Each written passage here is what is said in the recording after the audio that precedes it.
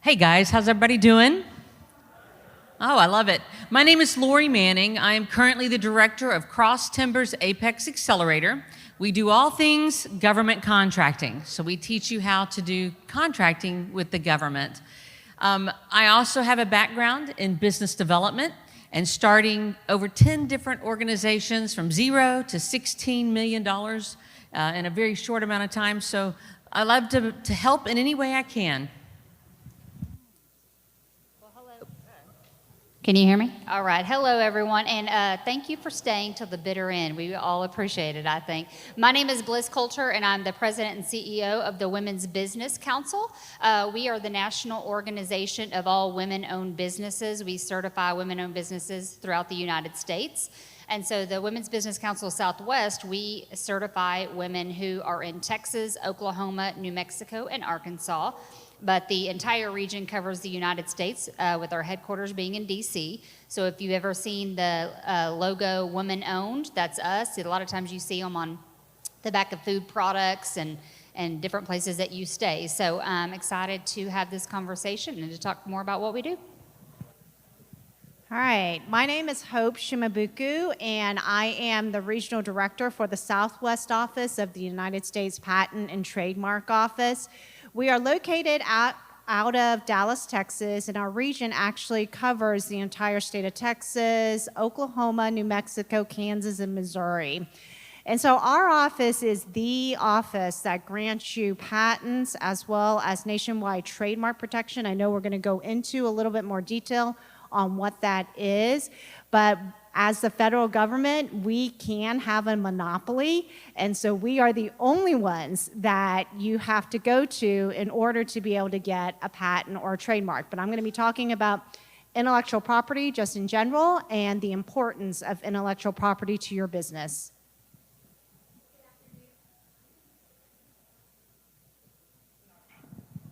Can you all hear me? Okay, thank you. Good afternoon.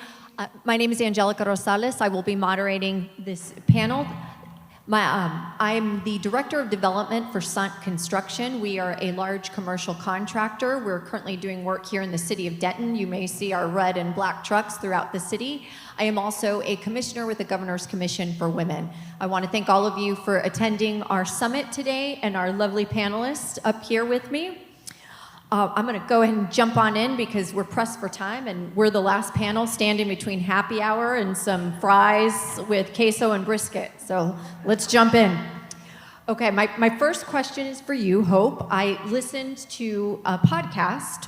I believe it was done at South by Southwest, and you brought up the question of, or you talked about the different types of intellectual property. So can you explain to our audience what are those different types of intellectual properties?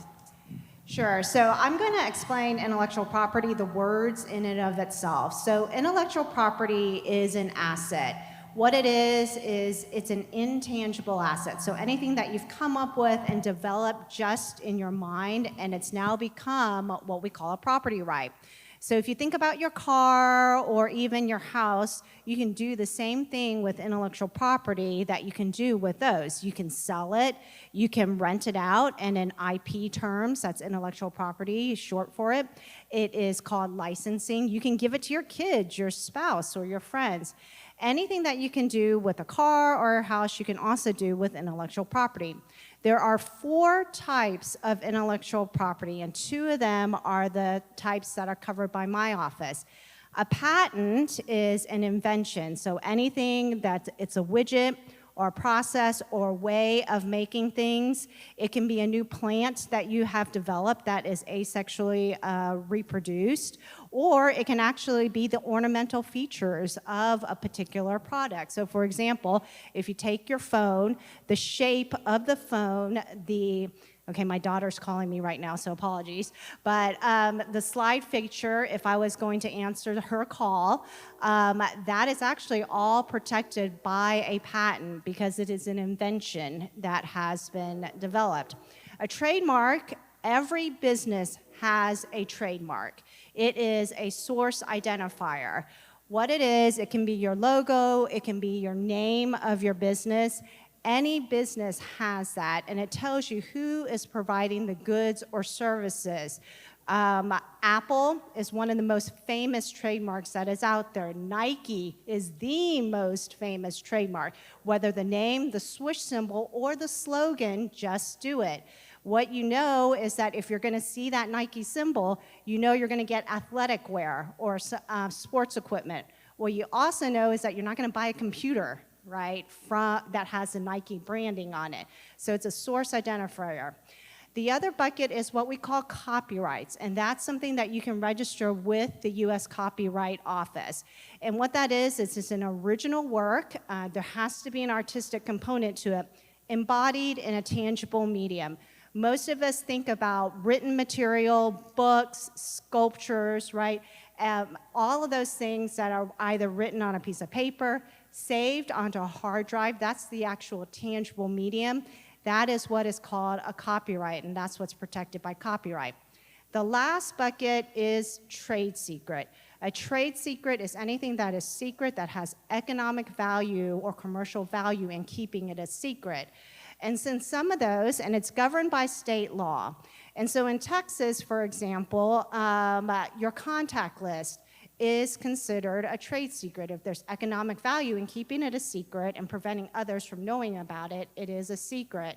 Coca-Cola, the formula, that is a trade secret. It's probably the most well-known trade secret in the sense that supposedly it's written down on a piece of paper, it's split in half, and it's stored in a vault. And two people know the combinations, and they don't know the combination to each other. So trade secret is another bucket of intellectual property. Each of these, you will have at least one of them in your business. And each of these are protected. And like I said, it's an asset, and it's an important asset to your business. That was a very thorough explanation. Thank you. My next question is for Bliss. Bliss, many women business owners face challenges breaking into corporate and public sector supply chains. What are the most effective steps they can take right now to position themselves for contracting opportunities? That's a great question. Yes, I think we all know some of the hardest things is to break in with corporations. They're so big. Where do you start? What do you do? Obviously, the very first thing I would recommend is getting your certification, getting your WeBank certification. What that does is get you access and connected to those decision makers within the corporation. So at WBCS, we partner with women-owned businesses and corporations, public entities, and government partners. And so through these different events and networking opportunities and matchmaking, you have the ability to meet those corporate or public entities that you're trying to have access to, whereas you wouldn't in a normal setting. So many of our partners at Coca-Cola Southwest Beverages, DFW Airport, HEB, Parkland Hospital, PepsiCo, so they are part of our organization because they have a vested interest to do business with women and minorities. So example is if the DFW Airport, well not if, when the DFW Airport is building their, what is it, Terminal E now, I think, I can't keep up. Let's say they put out an RFP and they do a $50 million job.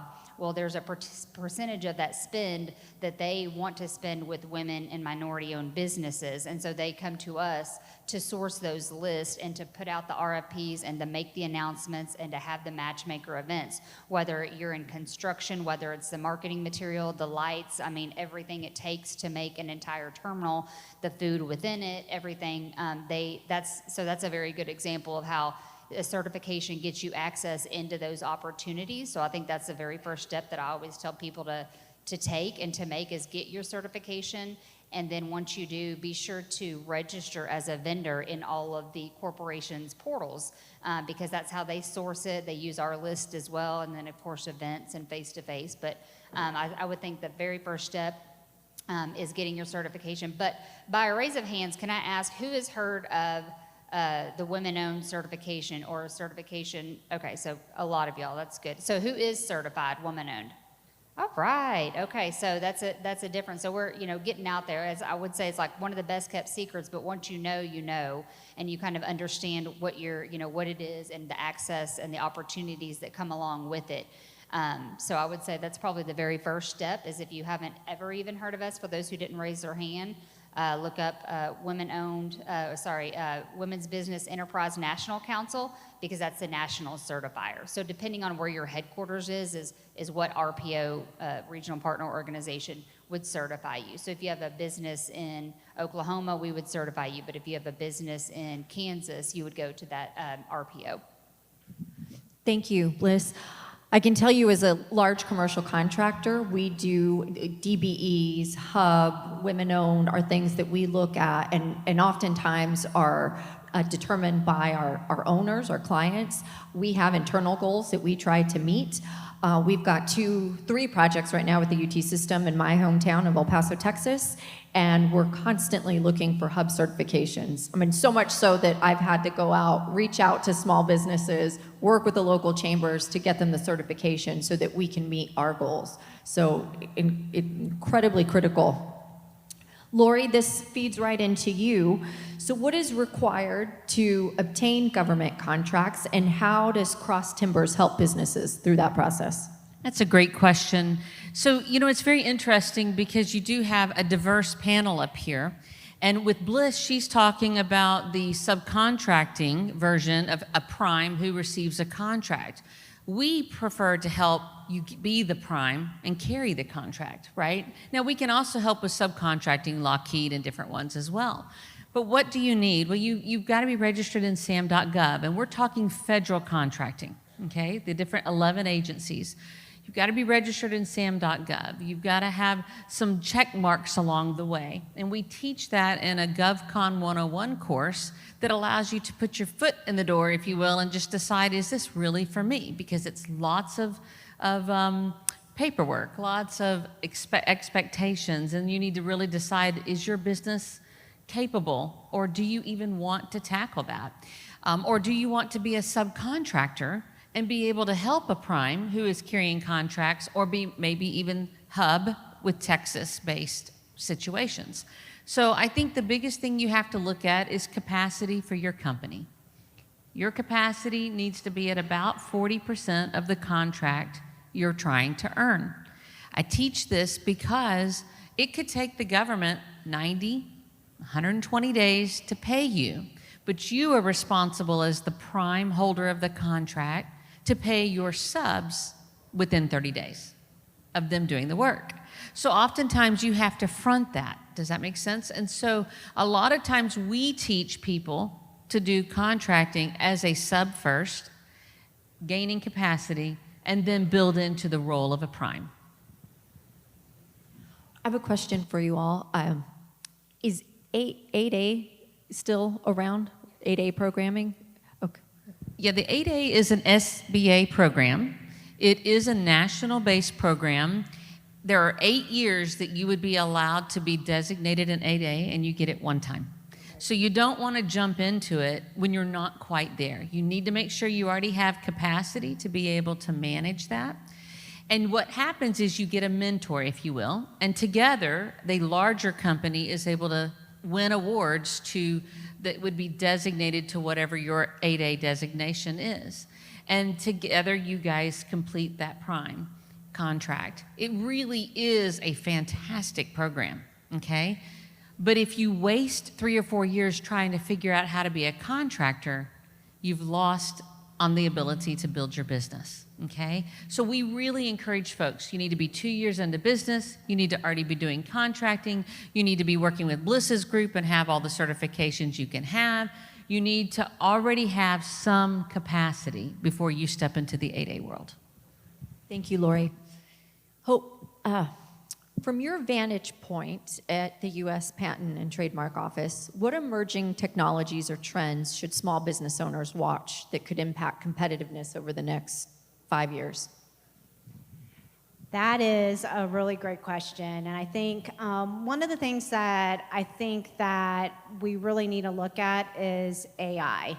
And so we all know that AI is growing, and it's growing very, very rapidly, and it's actually permeating every sector of technology that we see. So we can get mechanical devices, we can get pharmaceuticals, we can get a number of medical devices. So a lot of different things are utilizing AI for part of their process and other processes.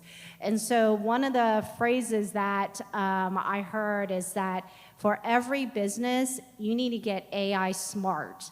At least know what's available out there, because it's coming whether you want it or not. The good news is, in my mind, is that AI is not going to replace you. There's still a long ways to go, but it's going to be able to increase your efficiencies as a business. And then especially if you are a technology company and you're looking at different things, you do want to consider how AI is going to be incorporated into the different things that you're doing. Great, thank you. Bliss, from your experience working with hundreds of women-owned businesses, what best practices have you seen that consistently lead to long-term growth and stability, especially when smaller businesses are trying to balance limited resources and competing priorities? Okay, that's a loaded question. I think there's a lot of things that you can do as a woman business owner. We're all pressed for time. That is hard, but showing up is the first thing. So you first got to applaud yourself for being here, because there's a reason that you're here. There's a reason that you dedicated your entire day.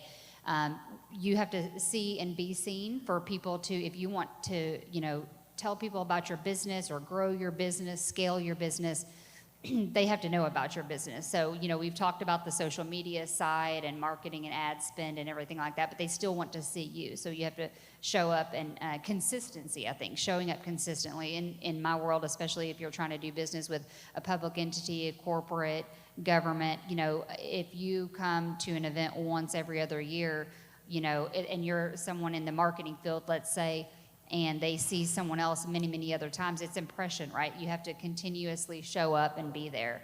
I think another thing you can do is but you have to be strategic with your time. So hiring and getting the right people in the right seats, and then being able to delegate so you can be where you need to be, is another way to scale. And being very specific with your goals, whether it's each week, each day, each quarter. So that way you're not, we all get distracted by doing 50,000 things all the time, right? Everything is competing for our attention and our time. And so just being very cognizant of that, and being very protected of your time, and then giving of that time as well. So, thank you, Bliss. Lori, what impact has Cross Timbers had on small businesses and their growth? I love that. Well, I arrived into the Dallas-Fort Worth area last March 2024.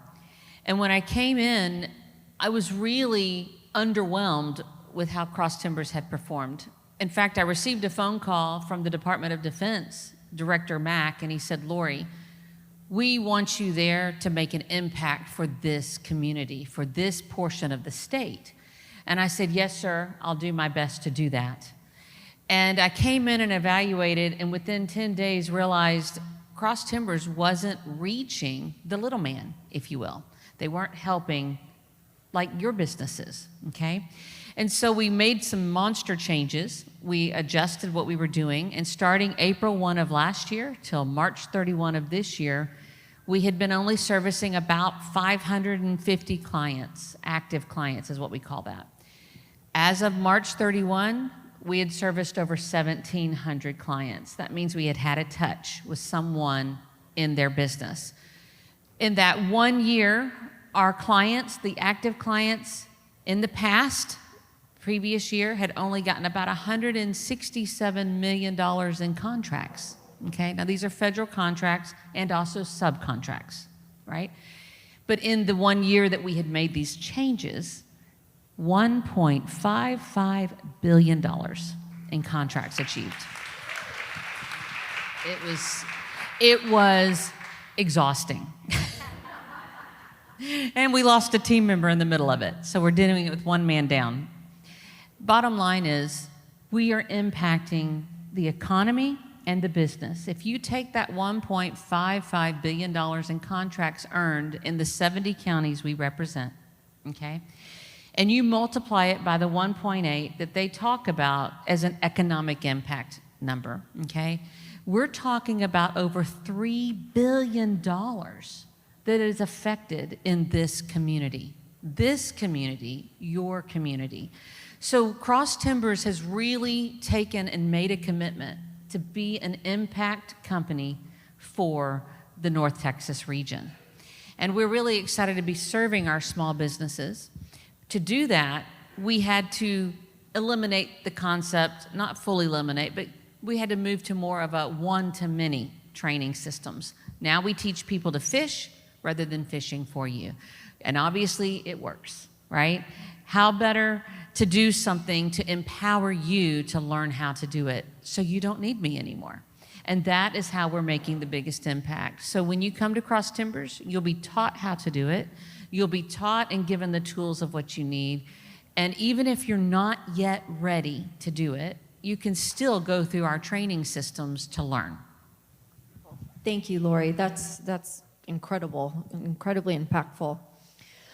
Hope, for a small business with limited resources, how should leaders prioritize where to, I guess, either focus, is it trademarks, copyrights, patents? Does that make sense? Where does the focus lie for them? Yeah, that's a really good question. And so I think that it really just depends on the business and what is the core of your business. When you're looking at your business strategy, one of the things that you want to consider is your intellectual property strategy at the end of the day. And what are you trying to protect? And so the question is that what would really hurt your business if someone were going to take that from you? Whether it's your invention that you have created, whether it's the know-how that has been developed, whether it's that manual that you have created, what is the key thing that is going to be, that is the core to your business? And that actually it forms the basis of your intellectual property and where you actually want to spend money.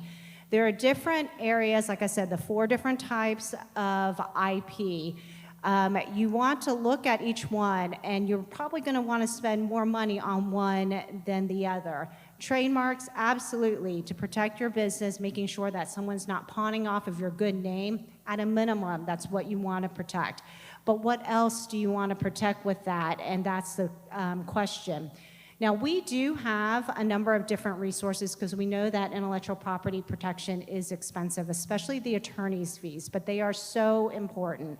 We have partnerships across all the different states in which there are volunteer attorneys who are willing to help you file your patent and your trademarks if you fall below a certain income threshold. We also have 1-800 numbers. If you have a question, you are welcome to call my office. You are welcome to call me. You're welcome to call the USPTO to be able to answer your questions. But we also have partnerships with law schools around the entire country. And so they are law students who are supervised by practicing attorneys, and they can also help prepare your application. And there is no income threshold. They are there for educational purposes. And so if you are here, actually in the DFW area, there are 2 law schools, SMU School of Law, as well as Texas A&M out in Fort Worth. Both schools have a trademark and a patent clinic. But like I said, we have partnerships throughout the entire country. And so you can look online for that information at www.uspto.gov. Excellent. Those are incredible resources. Bliss, we talked a lot about this earlier, and I think we heard it from several people on panels. Many female entrepreneurs get caught up in working in the business instead of on the business. So what best practices do you recommend for shifting towards more of a strategic CEO level mindset of support to scale businesses? That's a great question. I think we all get caught up on it, in it from time to time, right? Working in the business and not on it. If you're the CEO of the company, you have to carve out that time. And when I say time, like not just time, like be very strategic with what you're doing. So that goes back to the delegating. So, and before delegating, you have to make sure you've hired the right people. So I always say the right people in the right seats. And if you don't have those people, you know, as a CEO, that's very hard, you know, right? Because maybe not, but like if you're not having the right person and you need to get rid of them, I think Marilee Kick spoke to that earlier, but right people in the right seats, then you're able to delegate and then you're able to get that time to yourself That is very important because you need to be focused on the big goal, right? The big vision, not what trinket needs to be worked on that day. Another thing is surround yourself with other CEOs, other women business owners. Have that support system in place that you can, bounce the different ideas off of them.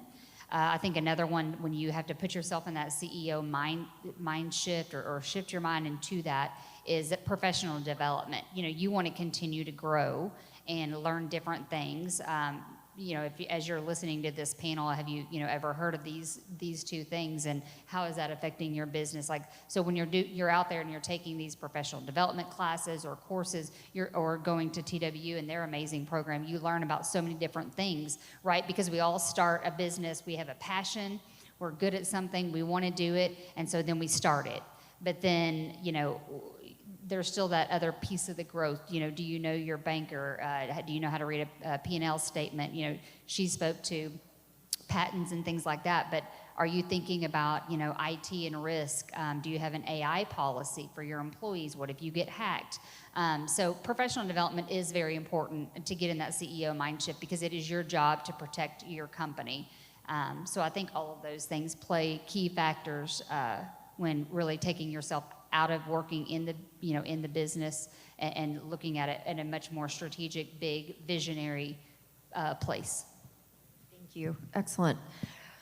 Lori, so beyond winning the contract, what best practices can you share with the audience on managing compliance, reporting, performance to ensure that they get repeat business? That's a great question, and a lot of people don't realize that there is a credit score, if you will, in government contracting, and you get rated based on the performance of how you handle your contract. The expectation is that you're going to do everything you said you're going to do, and then some. And they oftentimes don't care if the government is shut down, you still need to perform. They are expecting you to do what you say you're going to do. So when you win that contract, best practice is to have a really good project Excel spreadsheet, or have a way to have someone track all of the available dates, everything for reporting, understand what you have committed yourself to. In fact, don't bid on a contract without already having pre-looked at all of these things. Had a gentleman call 3 weeks ago, okay? He had actually bid on a contract. He had called his supplier and they said, we can offer you a 30-day net where you can pre-buy. So he gets the 30-day net and goes to provide the objects, which happen to be a bunch of Chromebook type devices with extra security, to the government. The only problem is they said, you know what? You're going to need a co-signer. You're going to not be able to get all of them. You can only get half of them. But he had deadlines. He ended up having to sell his government contract to an investor who would provide him the cash capital to be able to fulfill the contract, and gave 100% of what would have been the profit to that investor. That is sad, folks, and that was an $86,000 his cost. The contract was for $116,000. Okay?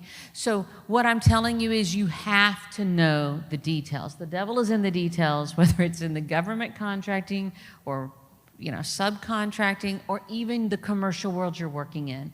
The devil is in the details. You need to have them mapped out. Know where you're going to go. And as my dad used to tell me when I was a really little kid, Lori, plan your work, work your plan. So ladies, plan your work and work your plan. And I will say this, and you touched on legal services available, whether it's a government contract or really any contract, if you don't have the resource of an internal legal counsel, there are resources available. We never sign up for a project. Part of our process on deciding what projects we're going to pursue as builders begins with reading the contract. And if there are contract terms that we cannot negotiate or put us in a bind, that is something we consider. Too many times it happens with small businesses, and primarily because they think they don't have the resources and they don't know where to begin. So thank you for pointing that out. I think we have maybe 2 minutes left, so I'd like to open it up to the audience if anyone has questions for our panelists.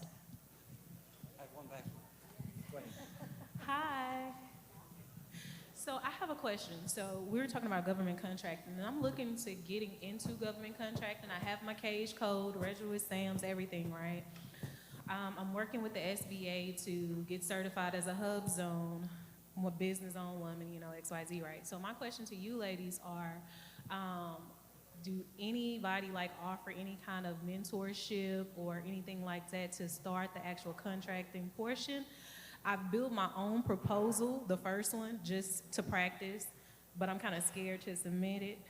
But I just want to, like, you know, get some kind of insight on, is anybody training? Is there any kind of courses for that portion of it?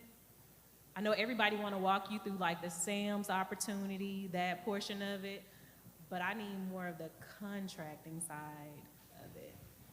Yeah, I think I'll answer from the standpoint of WBCS. So we have a couple different things. So one of our committees is called Women of Culture Committee, and so that is a mentorship program.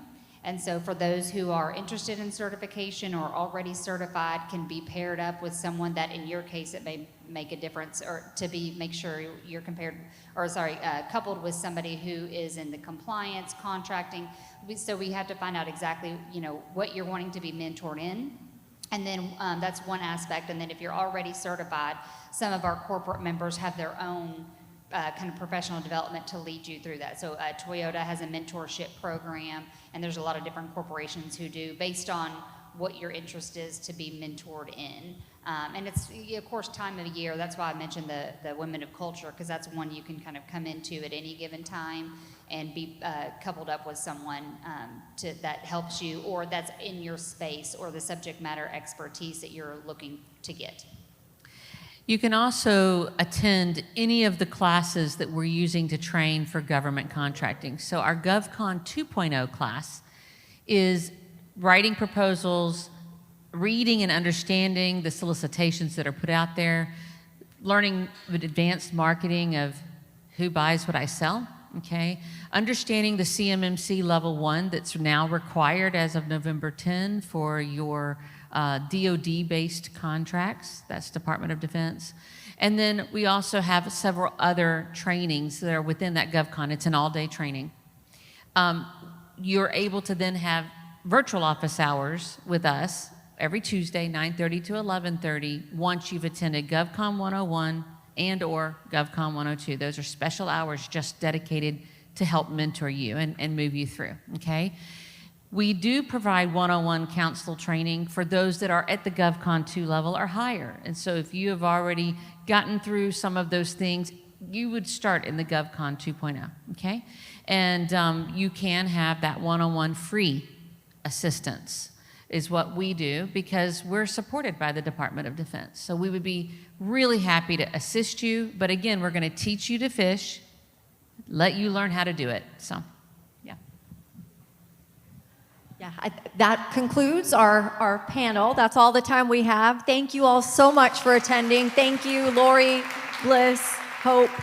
Fantastic information today. Thank you all.